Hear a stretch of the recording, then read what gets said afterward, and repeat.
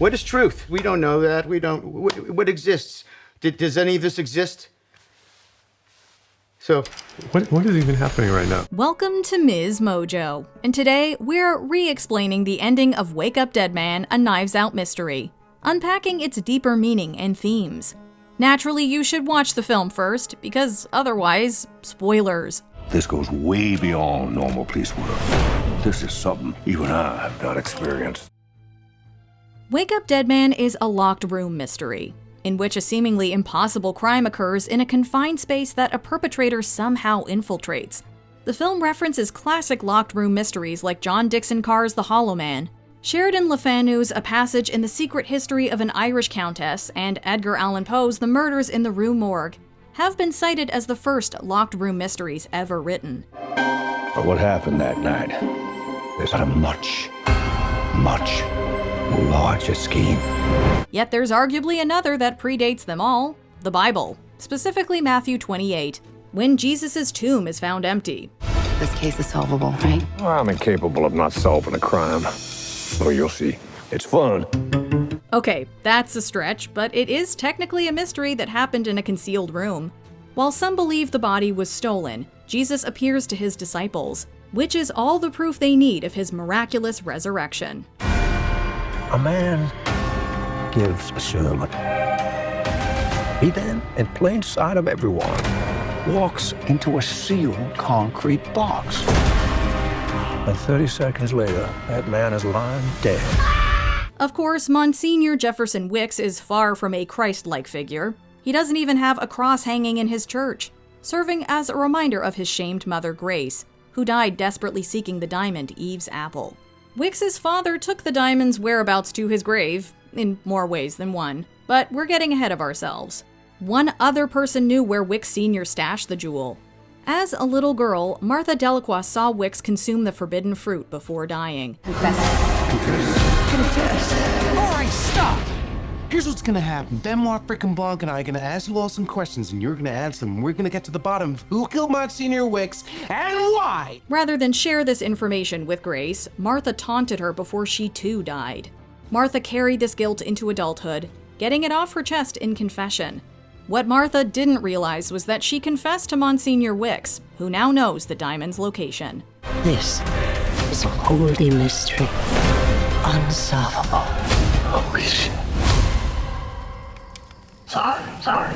This isn't the only discovery Wicks recently unearthed, as Cy Draven is revealed to be his illegitimate son.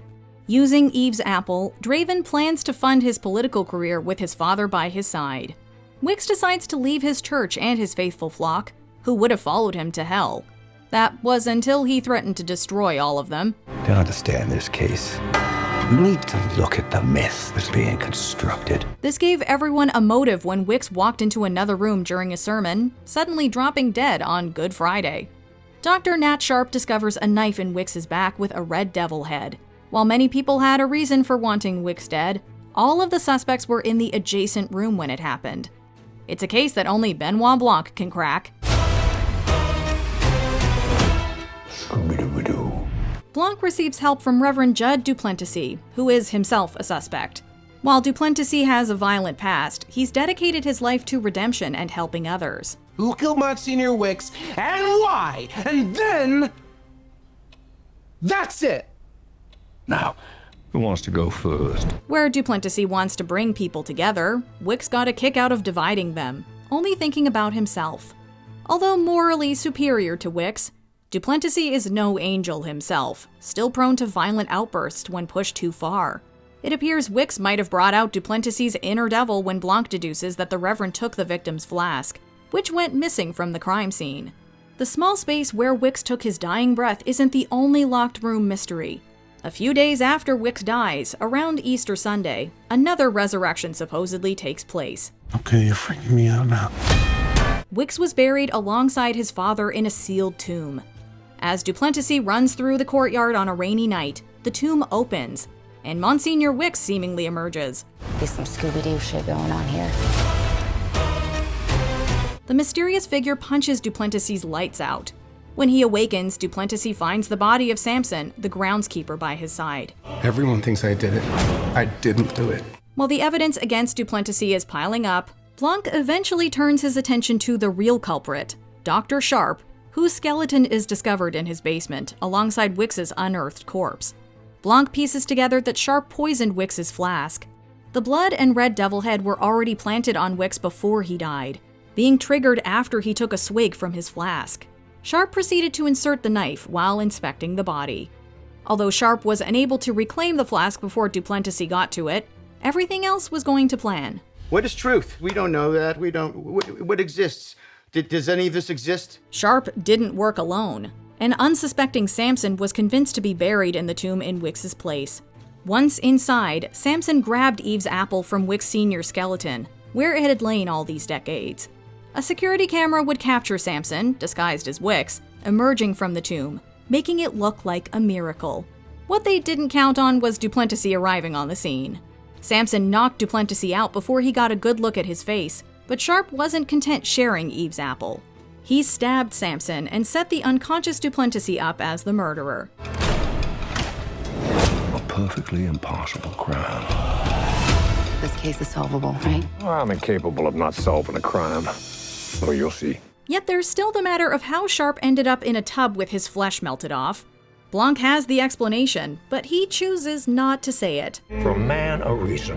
This is the Holy Grail. Although Blanc isn't a man of faith, his experience with Duplenticy has shown him how religion can have a positive effect on people.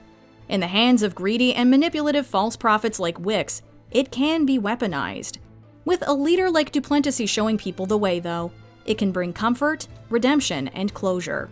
Blanc thus decides to let the only remaining accomplice confess. Once the other suspects exit the church, Martha spills her soul to Duplenticy and Blanc. She conspired with Sharp to kill Wicks and take Eve's apple. Wicks had a vast family fortune. Killing Samson wasn't part of the plan. Martha had convinced Samson to participate in the scheme. He went along, no questions asked. Samson placed his faith in Martha, who felt as if she had let an innocent man down. Martha knew that if Sharp killed Samson, she'd follow.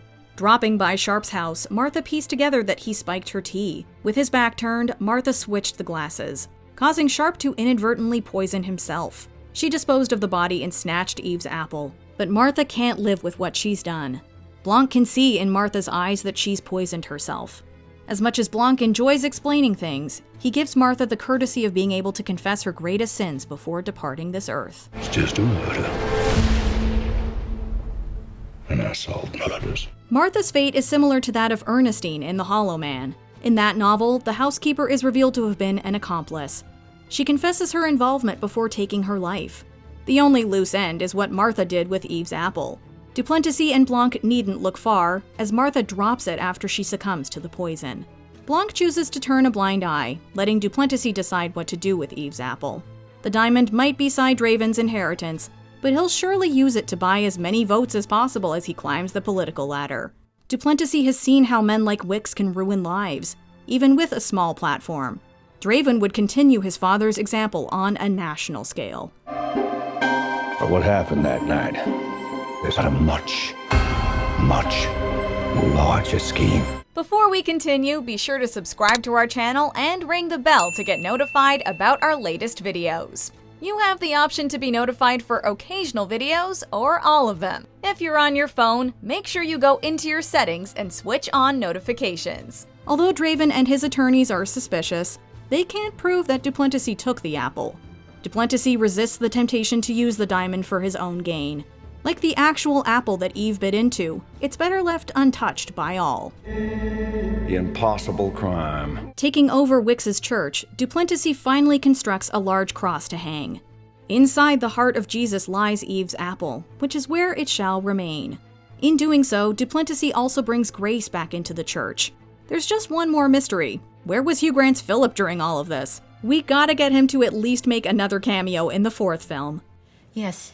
Is this Benoit Blanc's residence? What is this regarding? Well, his office was closed, and I really need to speak with him. It's urgent. Please. Blanc? There's someone here for you. With a box. What did you think of Wake Up Dead Man? Let us know in the comments.